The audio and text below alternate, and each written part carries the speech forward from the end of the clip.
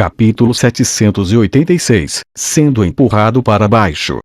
Todos no acampamento receberam Dessler quando ele se juntou a eles, especialmente as centenas de estudantes universitários.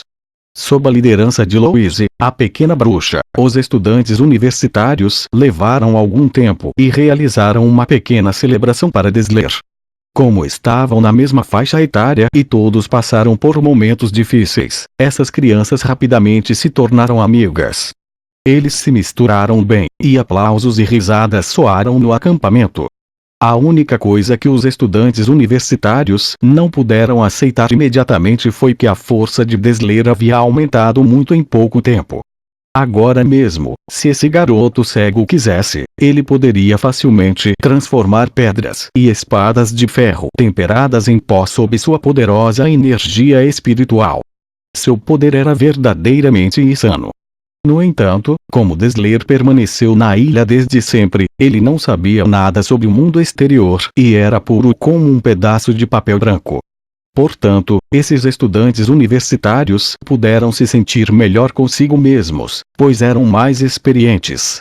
Sob o arranjo da pequena bruxa, os estudantes universitários riram e contaram a seu novo amigo sobre as coisas que estavam acontecendo no continente, esperando que este pudesse saber mais sobre o que estava acontecendo.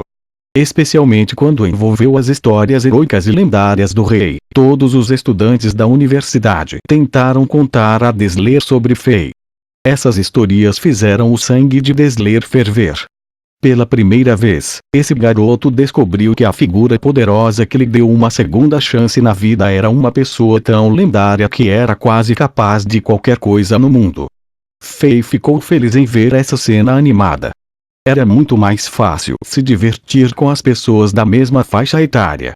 Depois de sentir a dor de perder todos que ele conhecia, cuidar e confortar Dessler meticulosamente pode ser prejudicial para esse garoto realmente inteligente.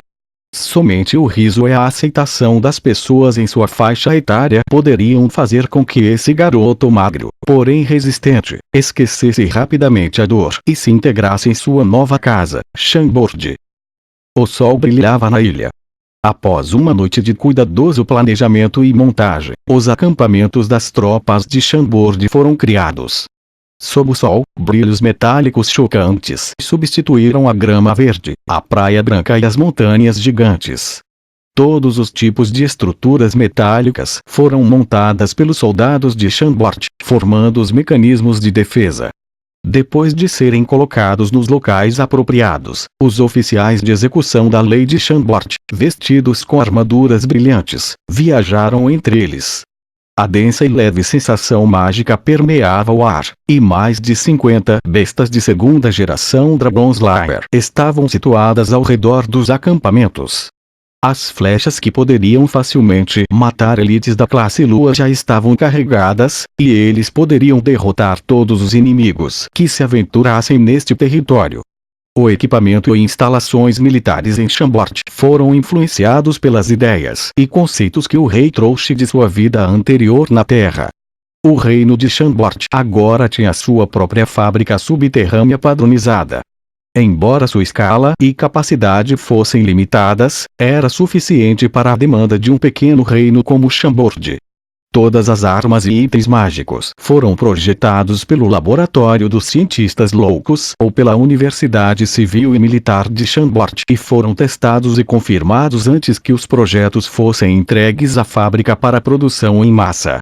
As armas projetadas sob a influência do mundo moderno eram poderosas, fáceis de operar e simples de reparar. Os oficiais de execução da lei, bem treinados, poderiam usar os componentes de 3 a 4 itens destruídos para criar uma nova arma em pouco tempo. Foi a primeira vez que os modernos acampamentos de Chambord foram exibidos. Fei estava muito orgulhoso e sentiu que a palavra inexpugnável era perfeita para descrever a configuração atual. No momento, o rei queria que a tribo do mar atacasse para que esses novos itens de nível estratégico pudessem ser testados na guerra. Infelizmente, o desejo do rei não veio à vida. Até o sol começar a se pôr e o clima ficar frio, os membros da tribo do mar que cercavam a ilha ainda não atacaram. A tribo do Mar cruel e astuta parecia ter aprendido com suas perdas gigantes anteriores. Parecia que o comandante estava hesitante, tentando obter uma vantagem imparável dos números antes de esmagar completamente Fei e seu povo. Segundo o relatório que Drogba e PS trouxeram de volta depois de patrulharem a ilha, parecia que agora havia cerca de 300 mil membros da tribo do Mar aqui. Olhando para a distância em pé em uma montanha, podia-se ver que a água do mar estava ficando grossa e viscosa, e aquelas figuras pontilhadas estavam por toda parte como recifes subaquáticos.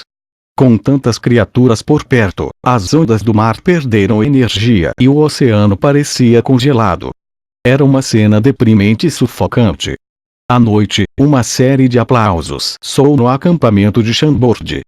Luzes coloridas brilhavam na matriz de teletransporte estritamente protegido, e a rainha Ângela, amada por todos os cidadãos de Chambord, saiu dali sob a proteção de 4 poderosos cavaleiros do Zodíaco.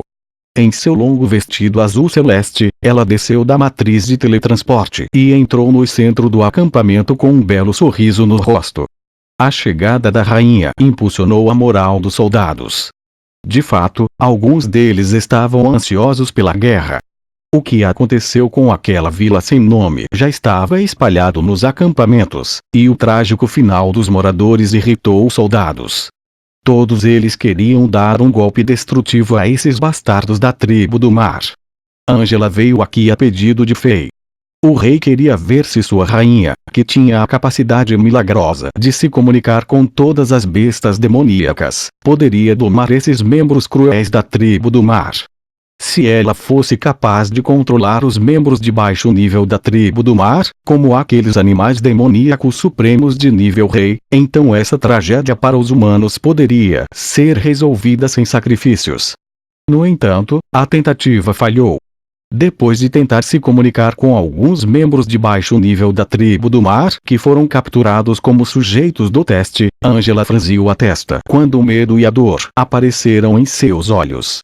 Então, ela parou com um nível espiritual místico entre eles. Depois de expirar e ficar em silêncio por um tempo, Ângela balançou a cabeça e explicou: "Desculpe, Alexander. Eu não consigo.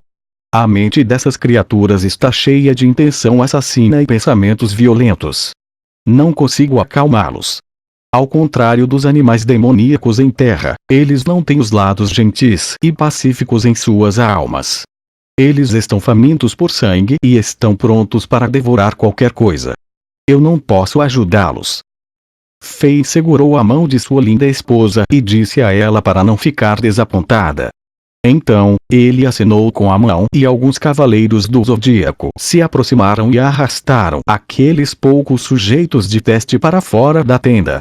Agora, apenas Fei e Ângela estavam na barraca. Depois de acariciar os longos cabelos negros de Ângela e beijar sua testa lisa, Fei abraçou essa deusa, cheirou sua fragrância corporal e perguntou com um sorriso: "Querida, você sente minha falta, certo?" E Ângela assentiu. Ela sabia que Fei a queria. Luzes sedutoras apareceram em seus olhos de cristal e expressões de fogo e gelo apareceram em seu lindo rosto. Seus braços lisos já rastejavam ao redor do pescoço de Fei, e seus lábios vermelhos e frios pressionavam o rosto de Fei, provocando sua alma e inflamando seu corpo.